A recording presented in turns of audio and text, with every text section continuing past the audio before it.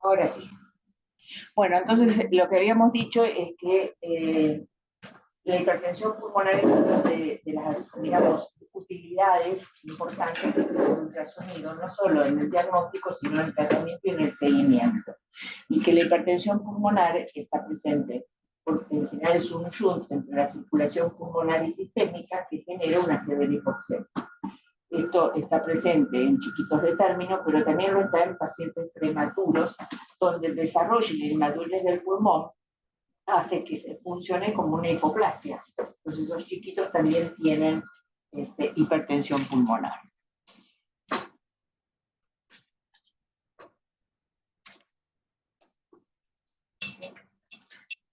Bueno, lo importante es que la hipertensión pulmonar puede generar, ¿no es cierto?, alteración de los flujos y por lo tanto del gasto, y por lo tanto generar hipoflujo sistémico. Y habíamos llegado a este esquemita donde, bueno, es la típica transición de un recién nacido cuando se produce dentro de lo normal, o sea, se produce la expansión pulmonar, se expande el pulmoncito, bajan las resistencias vasculares pulmonares, aumenta el flujo pulmonar, disminuye el flujo a través del ductus, la cantidad de sangre que fluyó al pulmón retorna a las cavidades izquierdas, haciendo de que de esta manera el flujo sistémico que va a pasar a través del ventrículo izquierdo a la aorta en forma sistémica ahora, sea significativamente importante como para que ese bebé se adapte mejor a vivir fuera de la panza. De esa manera, el foramen, el flujo a través del foramen va a disminuir y en ese momento recién sería el momento oportuno de la ligadura del cordón, cuando todo eso ha sucedido, o sea, cuando el bebé inició una respiración efectiva. Bueno, ¿qué factores modifican la transición vascular al nacer? Bueno, múltiples factores. El modo de nacimiento es uno de ellos. O sea, la cesárea es mucho más frecuente en la hipertensión pulmonar en nacidos por cesárea que en los nacidos por parto vaginal. Es más frecuente en el pretérmino tardío, es más frecuente en los pacientes que no recibieron corticoides. El clampeo del cordón en general mejora los flujos sanguíneos sistémicos, por lo tanto, mejora y evita el hipoflujo sistémico. Bueno, la hipotermia aumenta las resistencias vasculares pulmonares, y eso hay que tenerlo presente en la asfixia. Y bueno, tanto en la aguda como en la crónica, o sea, en la aguda porque se produce una vasoconstricción en forma abrupta, ¿no es cierto?, ante el insulto, ante la situación de no expansión pulmonar, y la crónica porque se produce un remodelado de toda la vasculatura. Bueno, ¿cuál es el tratamiento? Entonces ya sabemos que el oxígeno es el mejor vasodilatador pulmonar, con una adecuada ventilación, sin hiperoxigenación, y todo esto lleva a disminuir las resistencias vasculares pulmonares. Muy bien, los factores de riesgo de hipertensión sabemos que son mayores en los bebés de términos, más en los masculinos que en los femeninos. La morbilidad materna influye, o sea, toda situación de hipertensión materna o situación de asfixia, ¿no?, que conduzca a asfixia, va a aumentar las resistencias vasculares pulmonares. La cesárea, como dijimos, es más frecuente, cuando se acompaña de aspiración de líquidos amnióticos meconiales, porque evidentemente algún grado de asfixia hubo. La exposición antenatal de inhibidores de la recaptación de la serotonina, como son la fluoxetina y todos estos antidepresivos que circulan, y por supuesto los inhibidores de la ciclooxigenasa, que sabemos que pueden disminuir el tamaño ductal y generar, ¿no es cierto?, en forma prenatal el cierre del ductus y comprometer severamente al paciente. Bueno, por supuesto, la infección perinatal, la asfixia, hipotermia, acidosis, hipocalcemia, del dolor, no hay que olvidarse del dolor. El dolor es un factor de hipertensión pulmonar, la policitemia, la trisomía 21, recordar que siempre las presiones se encuentran más elevadas durante más tiempo. Y bueno, en los pretérminos, por supuesto, todo el bebé que desarrolla displasia broncopulmonar va a tener hipertensión pulmonar, los extremos con más frecuencia, porque son los que más frecuentemente la desarrollan. El retardo de crecimiento, o sea, no lo vieron, no vimos retardo, ¿no? Todavía. Sí, aumenta significativamente el riesgo el riesgo de hipertensión pulmonar y de displasia broncopulmonar. Casi la triplica al riesgo con respecto a un prematuro de la misma edad gestacional. Bueno, un edema hemorrágico pulmonar está hablando de una situación de hipertensión, sepsis, oligoamnios, un prolongado soporte respiratorio, y estadías prolongadas en las unidades de cuidados intensivos. Ahora, muy bien, cuando uno analiza la fórmula de presión arterial pulmonar, se encuentra con que depende de 3 factores. Los 3 factores son la presión Welch de los capilares pulmonares, el flujo sanguíneo pulmonar y la resistencia. Y responde esa fórmula, ¿no es cierto?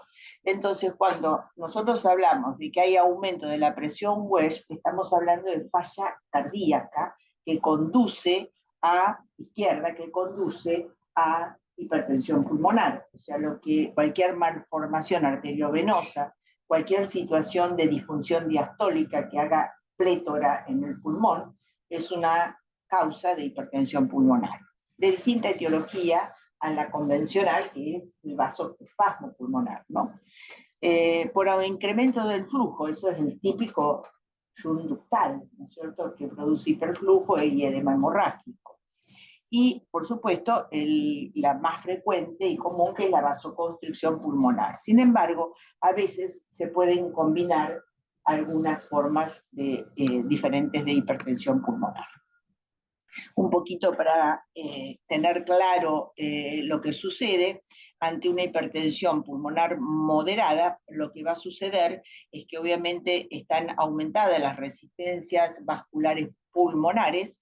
Esto va a hacer que el flujo de eyección a través del ventrículo derecho se vea sobrecargado, las paredes van a estar o engrosadas o con un movimiento disquinético. Puede haber regurgitación tricuspidia, el foramen oval puede shuntear bidireccional, porque todas las presiones del lado derecho están aumentadas. Pero esto, ¿qué va a ocasionar? Que también circule menos cantidad de sangre a través del pulmón y caiga el retorno hacia las cavidades izquierdas. Entonces haya menos volumen inicial de la aurícula izquierda, menos volumen de eyección del ventrículo izquierdo y caída del gasto. Con lo cual, también hay una caída en la perfusión tisular a todos los órganos.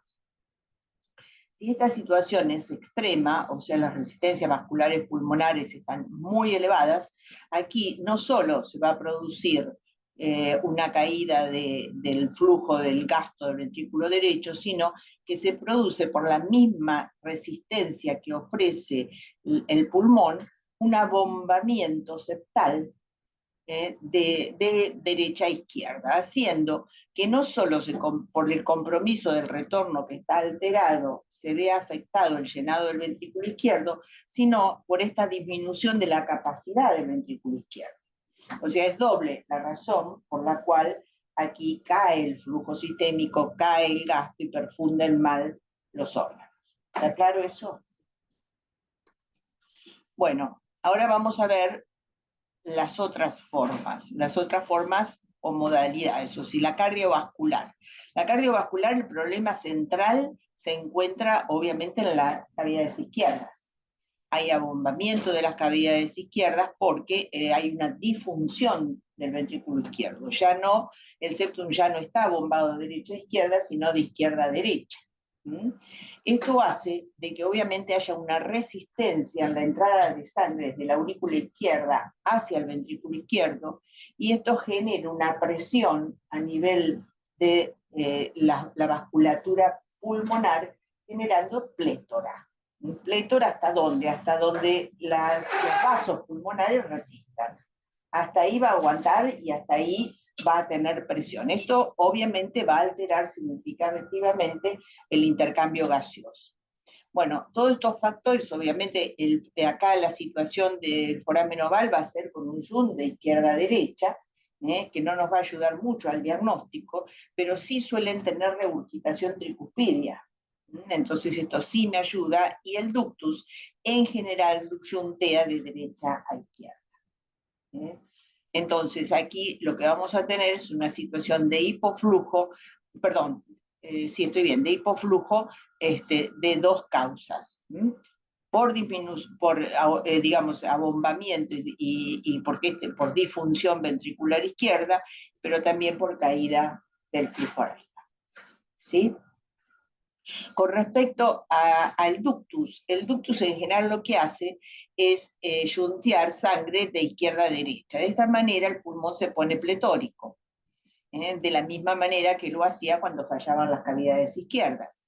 Entonces se pone pletórico, el riesgo de edema hemorrágico está presente, al igual que en la disfunción diastólica, y el retorno a las cavidades del lado izquierdo va a estar aumentado en esta situación. Puede estar aumentada la aurícula izquierda, el shunt va a ser de izquierda a derecha, igual que en la disfunción, y el ventrículo izquierdo puede llegar a agrandarse, ¿no es cierto?, por aumento también de la carga. Esto puede llevar, ¿no es cierto?, a que el gasto del ventrículo izquierdo se encuentre aumentado, que es otra de las características de cuando tenemos un ductus ya hemodinámicamente muy significativo, que vamos a tener aurícula izquierda aumentada y también el ventrículo izquierdo aumentado con un gasto aumentado. ¿Sí? Me paran si algo queda.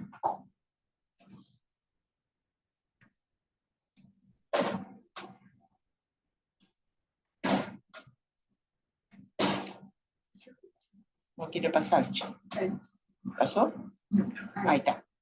Bueno, ¿qué preguntas debemos hacernos cuando nos encontramos ante una sospecha de hipertensión pulmonar? La primera pregunta es que el corazón sea normal.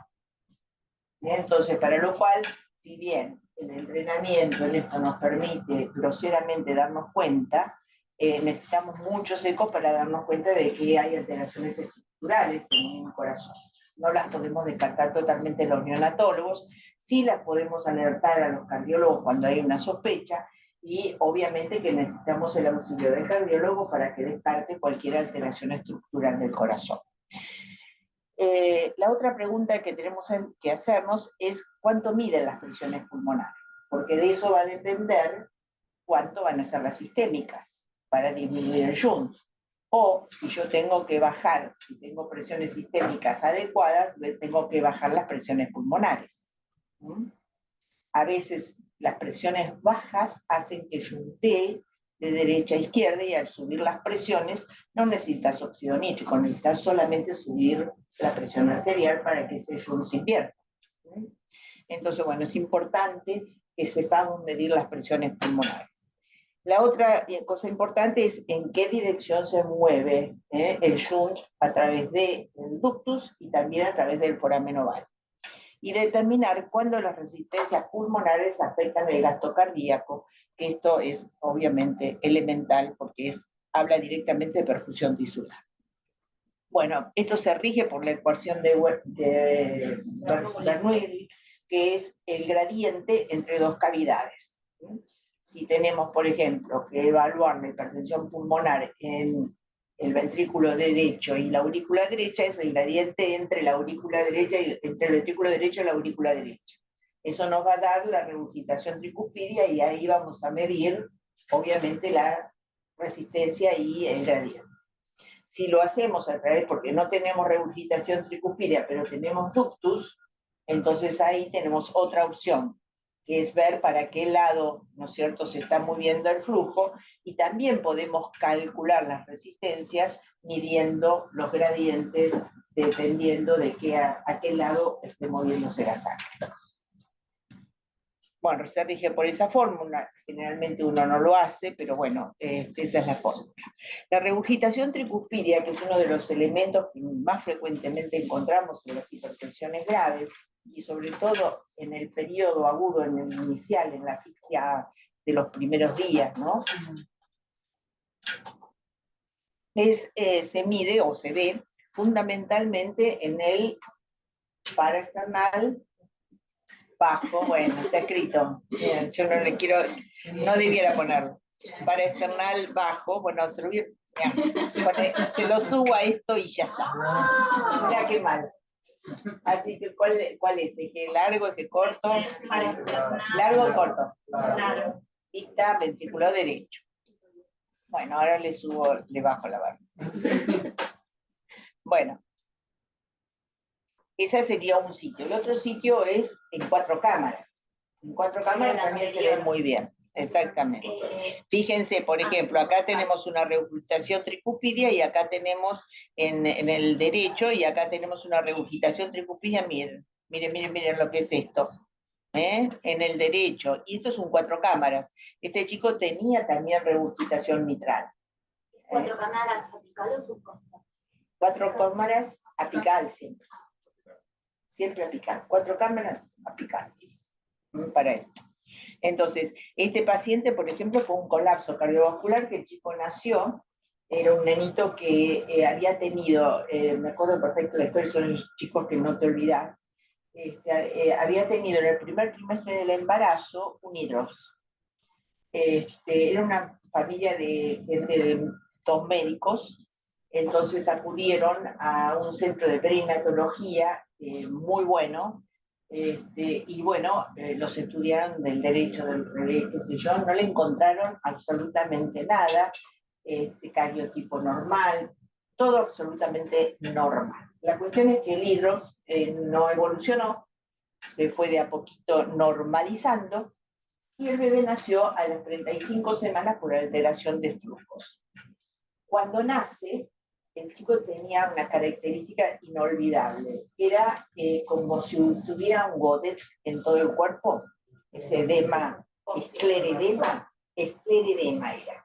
En todo el cuerpo, particularmente, no podíamos deprimir la panza. Las piernas, por supuesto, asfixiado, nace. La placenta no nos dio ninguna información que nos ayudara, y el chico nace con falla biventricular. O sea, tenía regurgitación tricúspide y regurgitación mitral, porque estaba claudicante los 2 ventrículos. Y es por eso bueno, que están viendo esa imagen con una marcada regurgitación. Pero bueno, volviendo al tema que nos ocupa, que es hipertensión pulmonar, entonces lo que uno mire siempre es el jet de retorno, ¿verdad? Si estamos en un ventrículo derecho, aurícula derecha, entonces va a ser dentro de la aurícula. Si estamos en el 4 cámaras, también dentro de la aurícula derecha, vamos a recibir el jet de retorno, ¿no es cierto?, para poder medir el gradiente. En general, una vez que medimos el gradiente, le tenemos que sumar la presión de la aurícula, que es entre 5 y 10 milímetros de mercurio. Entonces, este paciente, por ejemplo, a ver si hay un ejemplo acá, no me acuerdo, pero bueno, no ahí está el ejemplo. Pero bueno, suponte que este bebé tuviera 3, como la ecuación de Bernoulli es 3 por 3, es 9, por 4, 36. ¿cuánto? 36. 36, más 10, ponele, son 46. Esa es la presión pulmonar. Igual cuando vos pones acá, con el equipo, te calcula directamente el gradiente. Lo único que tenés que hacer es sumarle la aurícula. Bueno, ¿qué pasa con el ductus? Ayer vimos un poco ductus, así que lo tenemos fresquito. Acá también va a pasar lo mismo, o sea, depende para qué lado se mueva la sangre, vamos a poder hacer el diagnóstico de hipertensión pulmonar. Si tenemos un ductus de estas características, a simple vista, rojo, ¿no es cierto?, vamos a ver que es, y de flujo continuo y positivo, no es una hipertensión pulmonar significativa. Pero si queremos calcular cuando el flujo es bidireccional o de derecha a izquierda las presiones pulmonares, lo podemos hacer también por la ecuación de Bernoulli. Acá sería, bueno, esquemáticamente lo que sucede cuando un ductus, ¿no es cierto?, es predominantemente de izquierda a derecha, que esto lo vimos ayer, ¿se acuerdan? Que solamente una parte del ciclo era superada la presión pulmonar a la sistémica, acá la mitad del ciclo, y por lo tanto esto se traduce en un flujo bidireccional con presiones pulmonares a nivel sistémico, y acá tenemos con presiones pulmonares por encima de lo sistémico, con lo cual este chico está severamente afectado por una hipertensión pulmonar, pero tampoco está bien este chico que está con un flujo bidireccional. Acá tenemos que estar muy atentos a que las presiones sistémicas aumenten o a mantener las presiones pulmonares más bajas. Depende del gradiente que estemos manejando. Bueno, acá lo que comenté ayer también es válido para esta charla. Esto es un ductus, ¿no es cierto?, que obviamente está yunteando de derecha a izquierda. Fíjense el color. Es muy diferente a este ductus que está yunteando de izquierda a derecha. Uno es claramente rojo, el otro es claramente azul. Acá no necesitas mucha medición, ¿viste? Ves esto y ya sabes que tenés una hipertensión pulmonar con presiones pulmonares suprasistentes. ¿Cómo uno puede no confundir eso con la circulación pulmonar? Porque dice que es azul la pulmonar, a veces ponemos media y azul la pulmonar también. Y darte cuenta que no, pero acá, sí, ya entiendo lo que vos decís. Esto es azul, esto es azul. Pero acá la tercer pata es azul. No, es el mismo azul, puede ser, pero ves que acá tenés la rama izquierda de la pulmonar, acá tenés el ductus y acá abajo está la aorta. Claro, son las tres patas. Entonces, ojo, porque eso no lo podemos confundir. No es, bueno, el foramen oval. El foramen oval también es un marcador de hipertensión pulmonar. Ayer lo dijimos, cuando hablamos de foramen oval, este es un corte, este sí es un corte. ¿Qué corte es? ¿Lo puse? No. Subcostal, ¿qué es? Subcostal 4 cámaras, ¿no? Se dice 4 cámaras, pero en realidad es fundamentalmente para ver las aurículas. Fíjense que este chico aparte tiene líquido en el pericardio, tiene edema, evidentemente es un chico que está muy grave, no tenía un catéter colocado, entonces esto es obviamente líquido, lo que contornea el pulmón, al corazón. Esto quiere decir que el bebé está en insuficiencia cardíaca, está en una situación crítica. Bueno, acá tenemos un foramen oval, entonces que va a yuntear bidireccional, con un flujo realmente alterado y un trazado anormal. O sea que este sería un flujo normal. El foramen oval lo vamos a ver que yuntea bien rojo, porque se acerca al transductor, porque yo estoy acá adelante, y acá este flujo es anormal, o sea, es bidireccional, está indicando aumento de la resistencia del lado derecho, y el flujo claramente es azul. Se aleja del transductor porque aumenta mucho la presión del lado derecho.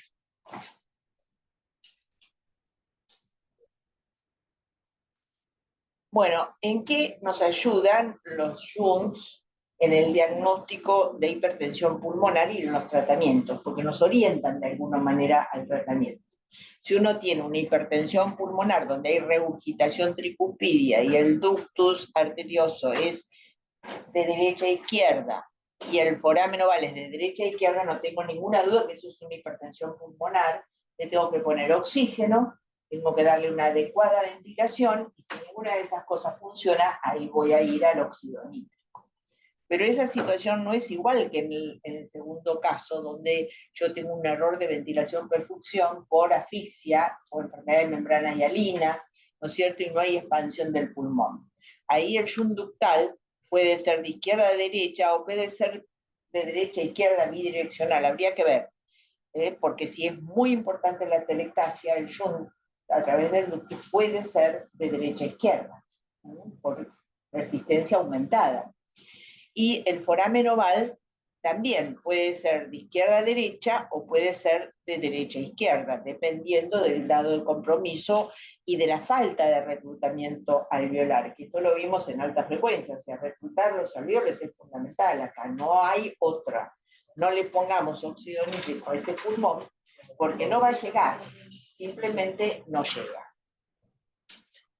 Si una vez que expandimos el pulmón, ¿no es cierto?, y tenemos evidencia de que hay una adecuada expansión, y lo hicimos con ecografía o con lo que ustedes mejor manejen, pero la realidad es que la ecografía es lo ideal, entonces ahí sí, si no sigue hipoxémico, uno le pone el óxido nítrico. Y si le podemos poner con alta frecuencia, mejor. Sabemos que los resultados y la llegada es mucho mejor.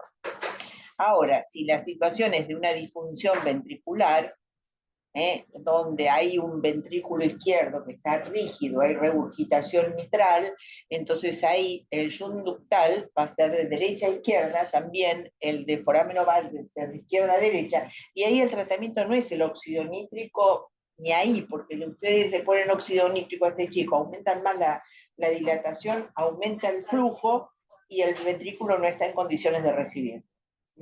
Entonces acá el tratamiento es el de la función. Ese chico que yo les comenté que tenía regurgitación tricuspidia y mitral, ¿cómo se trató? Lo primero que se hizo fue mejorar la función diastólica.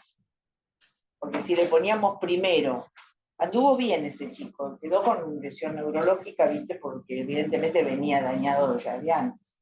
Pero la evolución fue buena. Primero le pusimos drogas que pudieran mejorar la función cardíaca y después le pusimos, las troponinas eran elevadísimas, después le pusimos óxido nítrico cuando hubo recuperado la función del ventrículo izquierdo. Y ahí se logró compensar. Igual dio trabajo, pero el chico pudo sobrellevar la situación. Bueno, ¿qué otros elementos tenemos? Porque a veces nos falta la regurgitación tricuspidia y el ductus se cerró.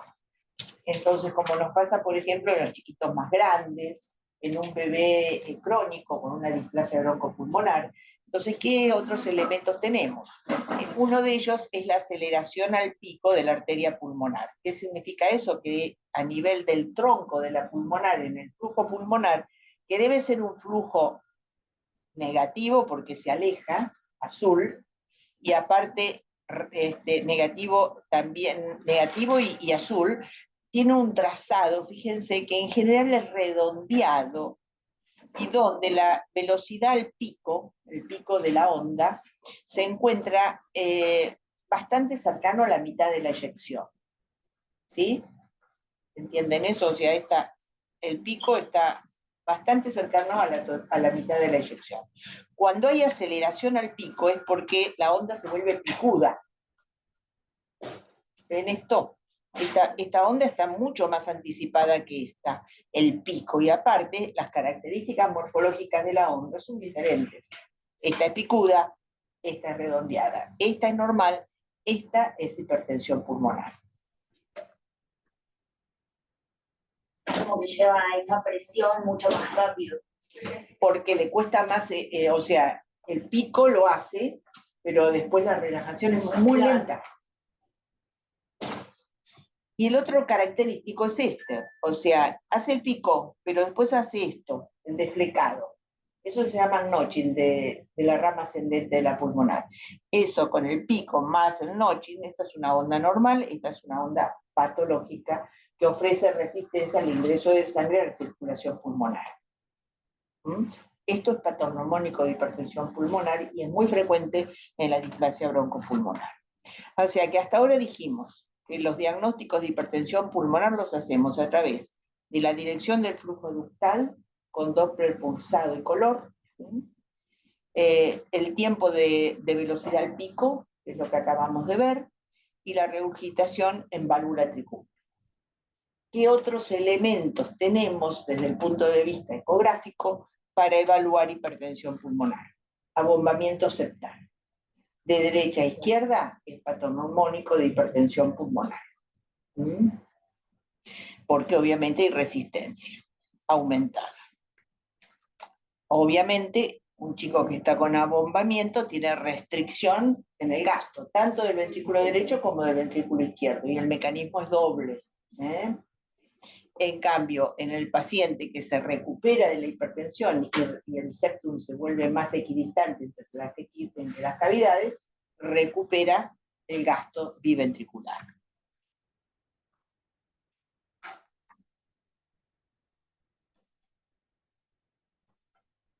Bueno, ¿qué otros elementos tenemos? el flujo en vena cava superior. El flujo en vena cava superior, en general, la sístole es mayor que la diástole. Cuando hay hipertensión pulmonar se pueden invertir, ¿no? Porque le cuesta mucho entrar la sangre y entonces se invierte el orden. Y fíjense, la onda de sístole es más chica que la de diástole, ¿sí? La estructura puede mantenerse, pero se invierten en el llenado. ¿Y qué pasa con las venas pulmonares? Las venas pulmonares tienen un flujo restringido, porque no retorna sangre del pulmón, porque está obviamente con hipertensión, no entra mucho flujo y el flujo está restringido de retorno. Entonces esto sería una onda normal, esta sería una onda de hipertensión pulmonar, aquí abajo, ¿sí? El otro elemento que se ha agregado en el último consenso es la insuficiencia o incompetencia pulmonar, como diagnóstico de hipertensión pulmonar. O sea, uno se coloca en un eje paraesternal, ¿cuál? Bajo, bajo, largo, corto. Largo o corto. Corto, porque ahí es donde estás viendo mejor el flujo de la pulmonar. Entonces hay una turbulencia de este tipo, cuando normalmente tiene que ser azul, intenso, pues se aleja. Si hay una turbulencia hay un retorno. Entonces ahí uno puede ponerse con el Doppler, ¿no es cierto?, a nivel del ventrículo ahora, porque es flujo que retorna, y ahí medir el gradiente. Y eso nos va a dar el valor de derecho. Ventrículo derecho. Porque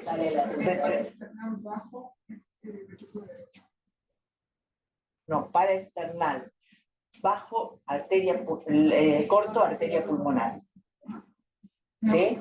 Porque vos tenés que ver la arteria pulmonar bien rectificada. Si está bien el flujo azul, vos sabés perfectamente que está bien. Si el flujo es azul y turbulento, entonces ahí sabés que es un flujo que está retornando, porque está ofreciendo resistencia al pulmón, entonces tenés que meterte en el ventrículo derecho para poder recibir ese flujo. ¿Sí? ¿Por qué queda disfácil? No, lo que te está dando acá es, normalmente el flujo de la pulmonar es un flujo que se aleja del transductor, es azul, entonces es negativo. Si hay este componente, porque es positivo, y es el retorno. ¿Entendés? Entonces, si vos medís en esta onda el retorno acá, ya sabés perfectamente cuál es la presión del pulmón. Este es el último consenso. Brevemente hablemos un poquito de óxido nítrico inhalado, porque sabemos que es como el más potente vasodilatador selectivo pulmonar que contamos para el tratamiento de la hipertensión. Se usa en general como coadyuvante en la falla respiratoria hipoxémica, en hipertensión pulmonar, mejora la oxigenación, disminuye la necesidad de ECMO, reduce la incidencia de displasia broncopulmonar. El CIRCI study, la mejoría de la oxigenación en general ocurre dentro de la hora de iniciado. Hay un 20% que lo hace más tarde. Y el ingreso oportuno mejora la respuesta. ¿Qué significa ingreso oportuno? Con un índice de oxigenación de 25 o más. La adecuada expansión, obviamente que mejora la respuesta, y esto tiene que ver con el trabajo famoso de Altman y Kinsella, de alta frecuencia más óxido nítrico. Y por último, recordar que Feiner y Barrington han sugerido que solo el 50% responden con incremento de la oxigenación. Entonces uno se pregunta por qué ese 50% no responde. Una de las causas más frecuentes es porque no hayamos escondido bien el pulmón y le quisiéramos poner óxido nítrico. Yo creo que el advenimiento de la ecografía pulmonar nos tiene que ayudar a ponerlo en el momento apropiado. Cuando el pulmón se expandió, cuando yo tengo un buen eco pulmonar que te está indicando de que tiene buena expansión de todas las áreas pulmonares. Bueno, o sea, la patología pulmonar es severa, por ejemplo, y no hice diagnóstico, es una hipoplasia de pulmón. El ingreso fue demorado, entonces cuesta mucho más en que respondan. No se ha logrado una expansión adecuada, que es lo que les dije, y entonces existen errores de ventilación-perfusión. No ha sido evaluado completamente el paciente y tiene una disfunción diastólica, entonces por eso no responde, porque en realidad no puede soportar el aumento del flujo a través de las venas pulmonares. Se subestimó el compromiso hemodinámico, esto es. Así que bueno, ¿y cómo nos ayuda en el control? Bueno, por ejemplo, este es un paciente que estaba en alta frecuencia y que tenía diagnóstico de hipertensión con presiones pulmonares, acá marca creo que 56, ¿no? No, 46. Bueno, el chico se pone peor, aumenta a 87 la presión pulmonar, entonces se le pone óxido nítrico. Esto está medido regurgitación tricuspidia, ¿no? Entonces ahí vamos controlando cómo con el óxido nítrico hay respuesta. Ahí baja a 70 y acá baja a 51. Entonces uno quedándose al lado del paciente puede hacer diagnóstico de respuesta al tratamiento. ¿Sí?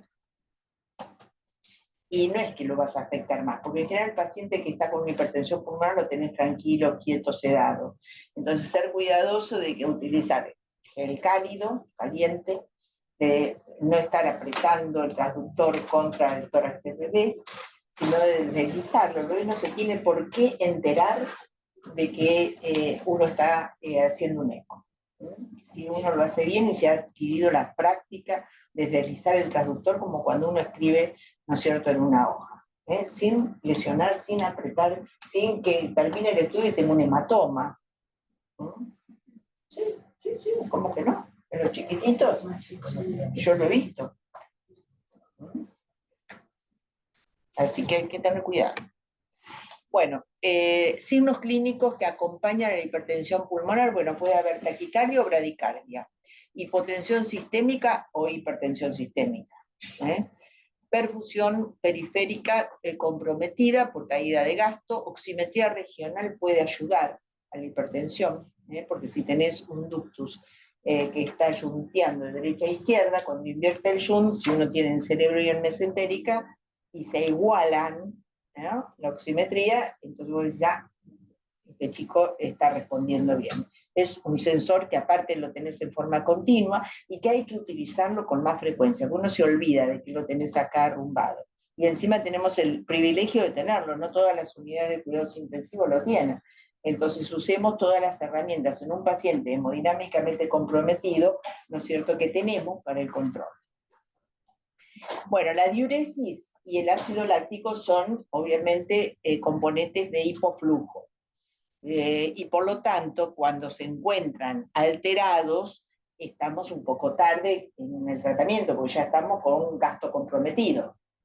Lo mismo pasa con las enzimas cardíacas. A no ser que se trate de una asfixia que venga ya con enzimas cardíacas alteradas, si no demoramos en el tratamiento y provocamos afectación miocárdica, porque ustedes saben que las coronarias perfunden en diástole. Cualquier compromiso diastólico, ¿no es cierto?, va a generar isquemia.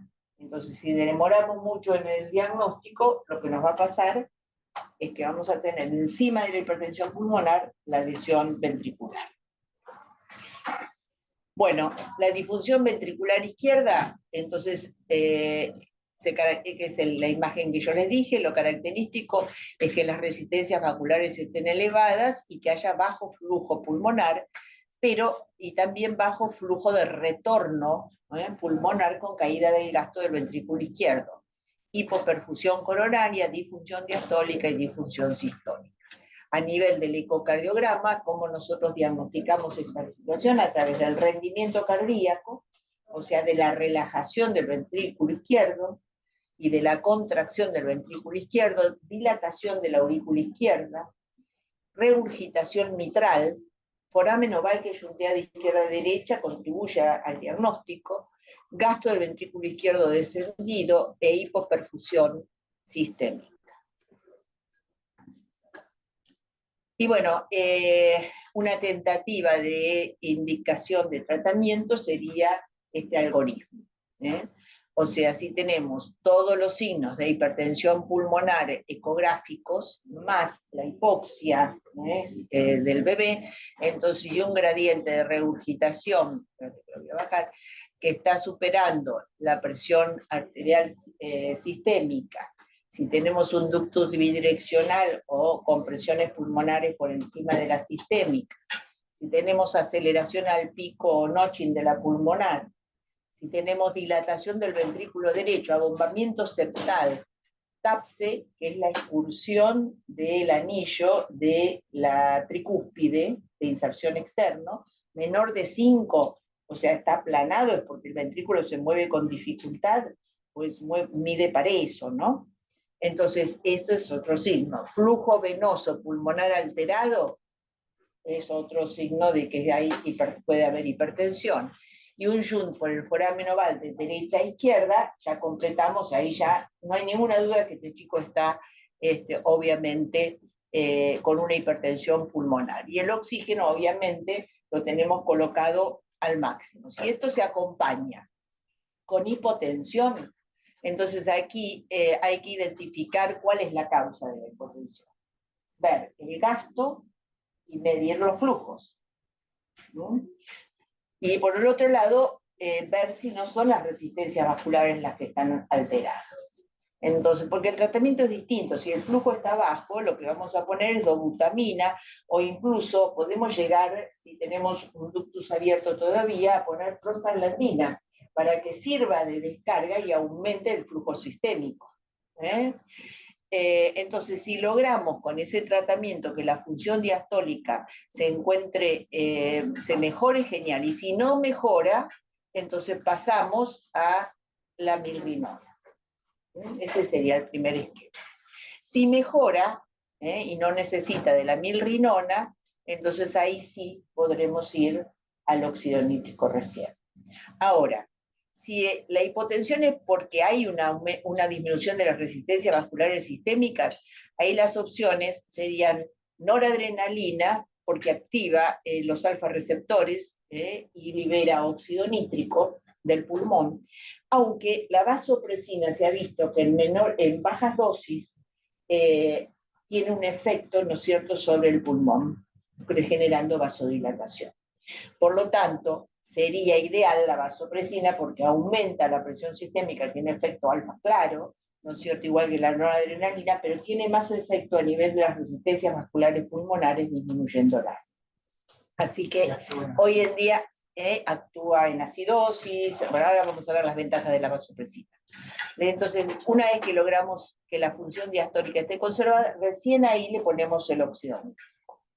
Ahora, muy bien. Si en cambio nos encontramos con normo o hipertensión, entonces ahí vemos si la función diastólica es normal o si la función diastólica está alterada. Si es normal, no vamos a tener ningún problema en ponerle el óxido nítrico, pero si está alterada, ahí tendremos que medicarlo con dobutamina, milrinona. Y yo acá les puse el levosimendan, porque el levosimendan está tomando mucho lugar en el tratamiento, ya de la recuperación cardiovascular seguro, pero también en el neonato.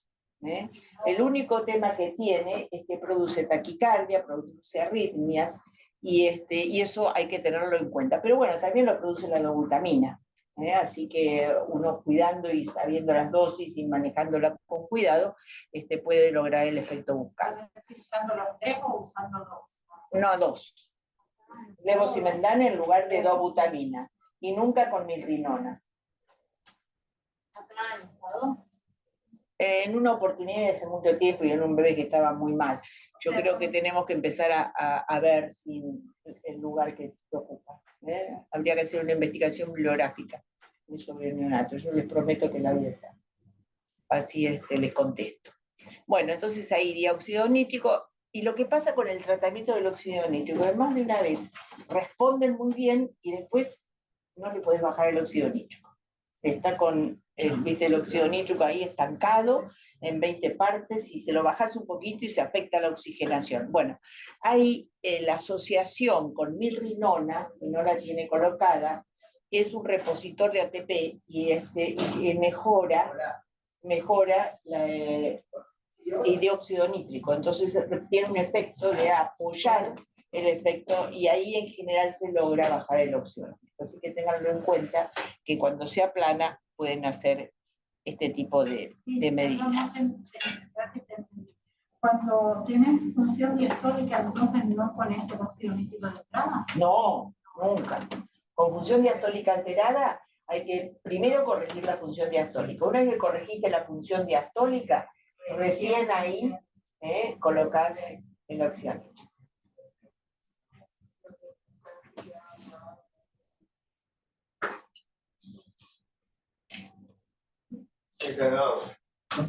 Bueno, en displasia broncopulmonar, este chorizo que puse no lo voy a leer, pero básicamente es para recordarles de que siempre uno habla de que en displasia broncopulmonar hay hipertensión pulmonar.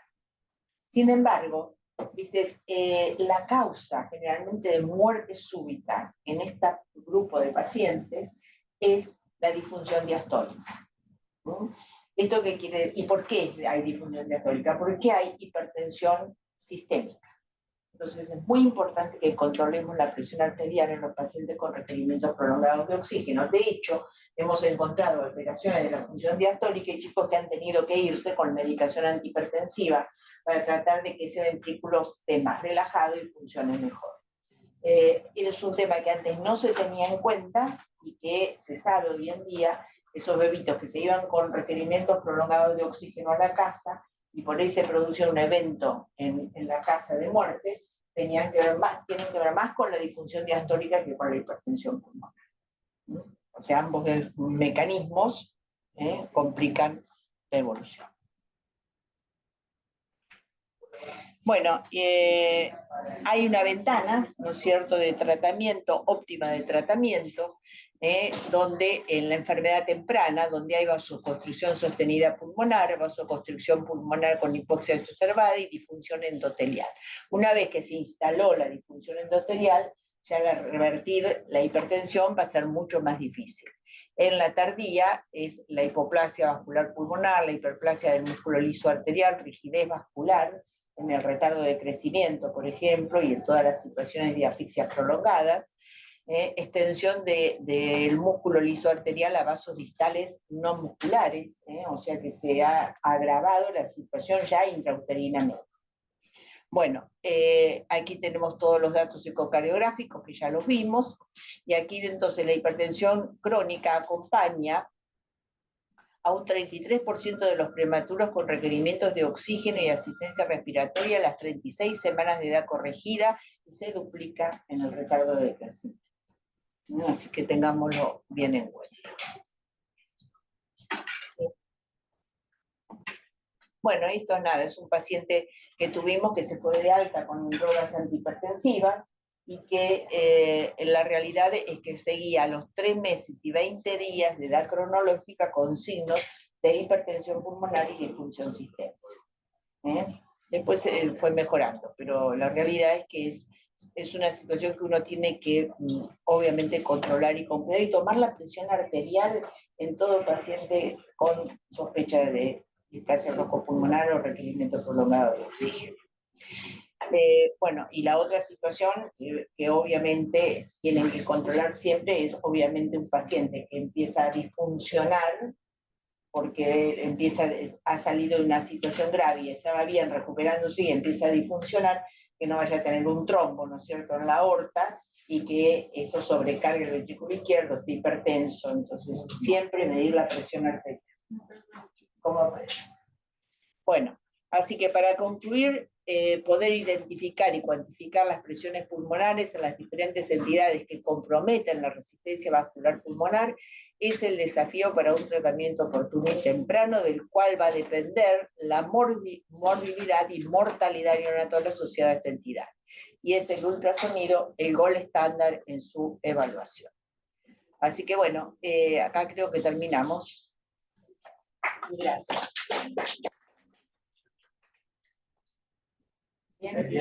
¿Te sirve? ¿Te sirve?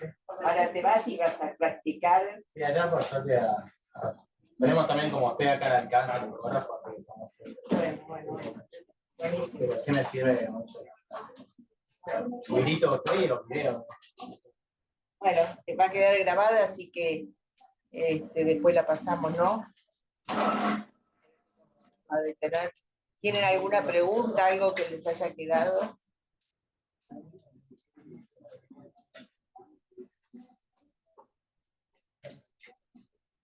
¿No? Sí, no, esto, por eso, esto es el avanzado, el eco avanzado. Cuando uno ya identifica estructuras, identifica las ventanas, pistas, ejes, todo lo que es aburrido, pesado y de práctica, que yo todas las semanas vamos a insistir para que ustedes pues vayan y lo repitan ahí adentro. Sí, puedo gestionar profesoras. Lo voy a evaluar porque es caro, ¿no? Así que y sale como 300. No,